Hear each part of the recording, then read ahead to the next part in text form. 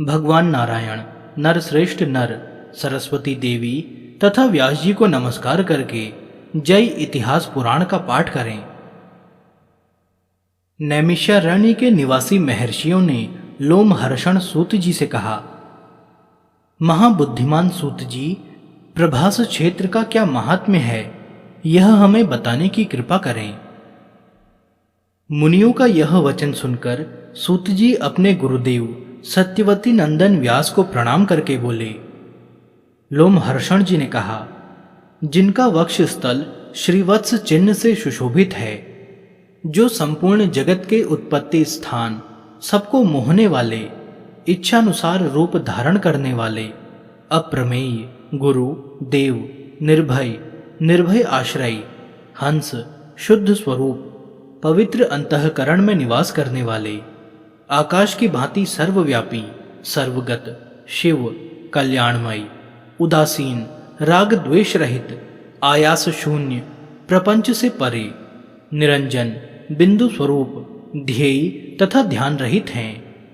ज्ञानीजन जिन्हें अस्ति नास्ति भावाभाव स्वरूप कहते हैं, जो दूर से दूर और निकट से निकट हैं, मन से जिनका ग्रहण नहीं हो सकता, जो परम धाम पुरुष नाम से प्रसिद्ध, जगन्मय, हृदय कमल के आसन पर विराजमान, तेजो रूप तथा इंद्रिय रहित हैं, ऐसे परमात्मा को नमस्कार करके मैं पाप नाशिनी कथा आरंभ करता हूं। आप लोग सावधान होकर सुने। यह कथा श्रद्धालु एवं शांत द्विज को सुनाने योग्य है। जैसे सब देवताओं में देवदेव महेश्वर श्रेष्ठ हैं, जिस प्रकार नदियों में गंगा, वर्णों में ब्राह्मण, अक्षरों में ओमकार, पूजनियों में माता तथा गुरुजनों में पिता सबसे श्रेष्ठ हैं, उसी प्रकार सब शास्त्रों में स्कंद पुराण उत्तम है। पूर्व काल में कैलाश पर्वत के शिखर पर ब्रह्मा आदि देवताओं के समीप पिनाकपाणी भगवान शिव ने पार्वती के सम्मुख स्कंद पुराण सुनाया था। फिर पार्वती जी ने अपने पुत्र स्कंद को, स्कंद ने नंदीगण को, नंदी ने कुमार सनकादिकों को और कुमार ने परम बुद्धिमान व्यास को सुनाया था। व्यास जी के मुख से कही हुई उसी कथा को मैं आप लोगों के सामने कहता हूं। आप सब महर्षि सद्भाव से युक्त हैं, अतः मुझे आपको स्कंद पुराण संहिता सुनाने के लिए उत्साह होता है। प्राचीन काल में ब्रह्मा जी ने उग्र तप किया, तब छहो अंग, पद और क्रम के सहित वेद प्रकट हुए। तदंतर सर्वशास्त्रमय संपूर्ण पुराण का प्रादुर्भाव हुआ, जो नित्य शब्दमय, पुण्यजनक तथा 100 करोड़ श्लोकों से विस्तार को प्राप्त हुआ है। ब्रह्मा जी के मुख से क्रमशः ब्रह्म पुराण, विष्णु पुराण, शिव पुराण, भागवत पुराण, भविष्य पुराण, नारदीय पुराण, मार्कंडेय पुराण, आग्नेय पुराण, ब्रह्म वैवर्त पुराण, लिंग पुराण, पद्म पुराण, वाराह पुराण, स्कंद पुराण, वामन पुराण, कूर्म पुराण, मत्स्य पुराण, गरुड़ पुराण तथा वायु पुराण का प्राकट्य हुआ।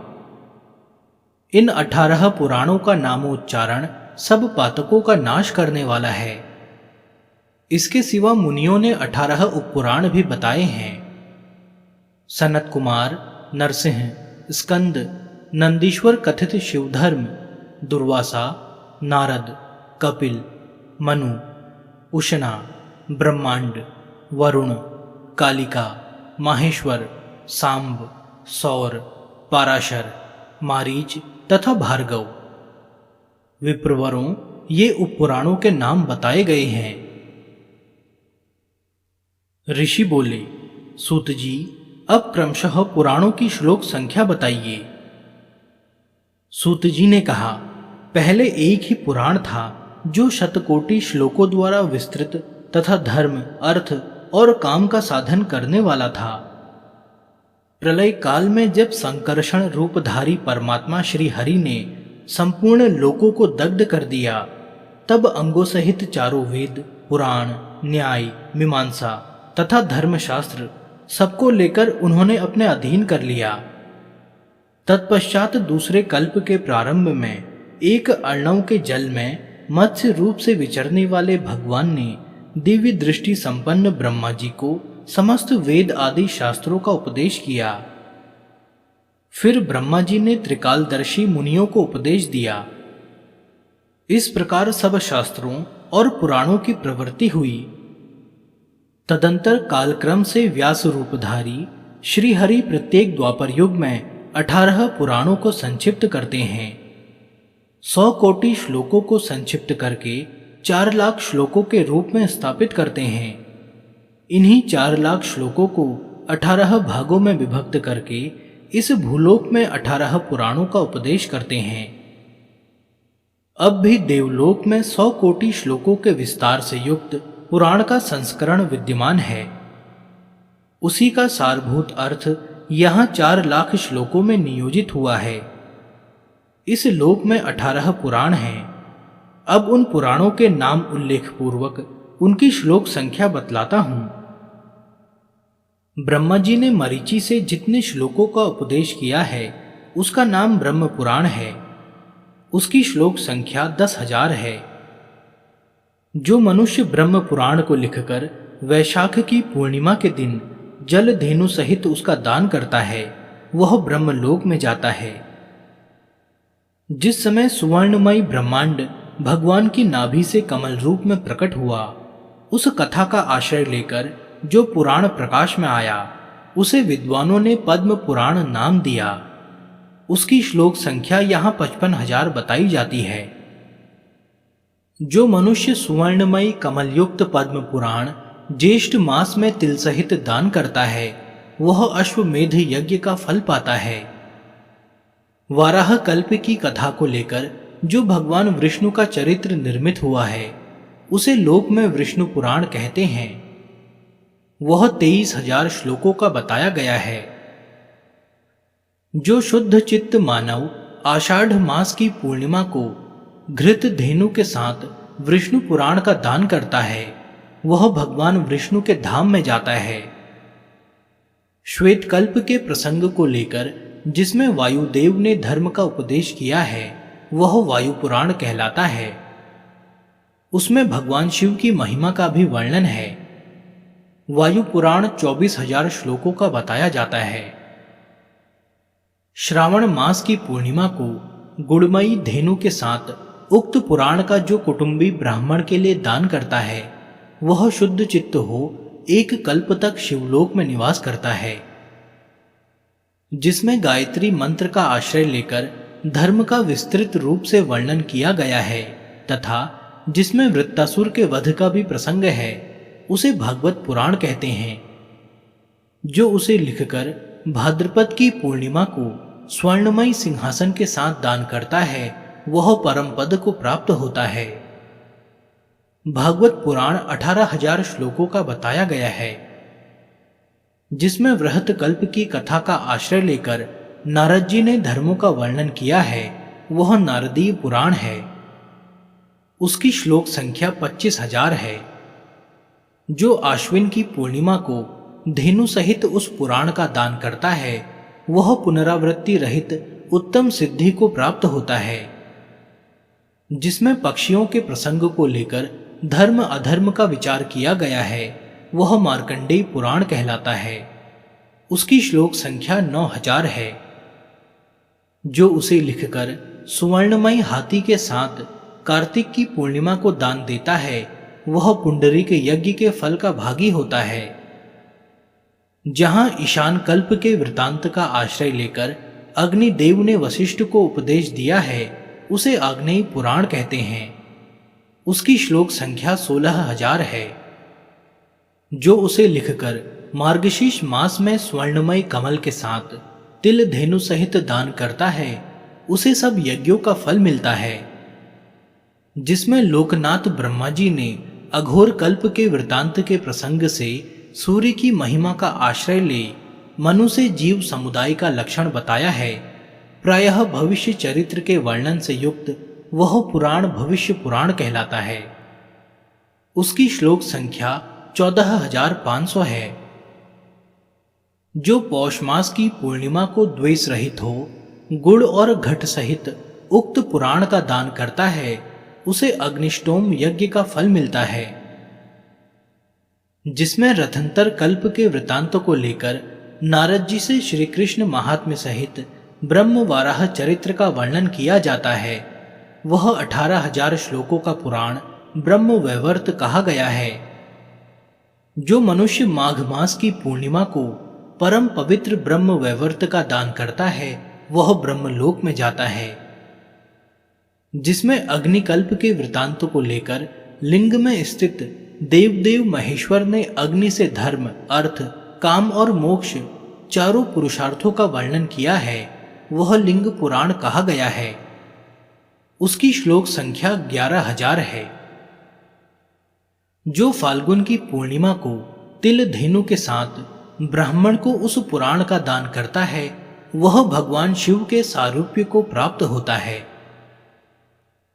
जिसमें महावराह के महात्म्य को लेकर भगवान विष्णु ने पृथ्वी से कथा कही है। वह 24,000 श्लोकों का पुराण वराह पुराण कहलाता है। जो चैत्र की पूर्णिमा को सोने के गरुड़ और तिल की धेनु सहित वह पुराण कुटुंबी ब्राह्मण को देता है वह भगवान वाराह के प्रसाद से वैष्णव पद को प्राप्त होता है, जिसमें माहेश्वर धर्मों का आश्रय लेकर तत्पुरुष कल्प के वृतांत एवं चरित्रों के साथ कथा वस्तु का वर्णन स्कंद जी के प्रति अथवा स्कंद जी के द्वारा किया गया है वह स्कंद पुराण कहा गया है। उसमें 81,100 श्लोक हैं। जो उक्त पुराण लिखकर सूर्य के मकर राशि पर स्थित रहते समय उसे स्वर्णमयी त्रिशूल के साथ दान करता है वह भगवान शिव के धाम में जाता है, जिसमें ब्रह्मा जी ने त्रिविक्रम की महिमा को लेकर धर्म, अर्थ और काम का वर्णन किया है वह वामन पुराण कहा गया है। उसकी श्लोक संख्या 10,000 है और उसमें कूर्म कल्प की कथा है। जो शरतकालीन विषुव योग में धेनु सुवर्ण तथा रेशमी वस्त्र सहित उक्त पुराण का दान करता है वह विष्णु धाम को प्राप्त होता है,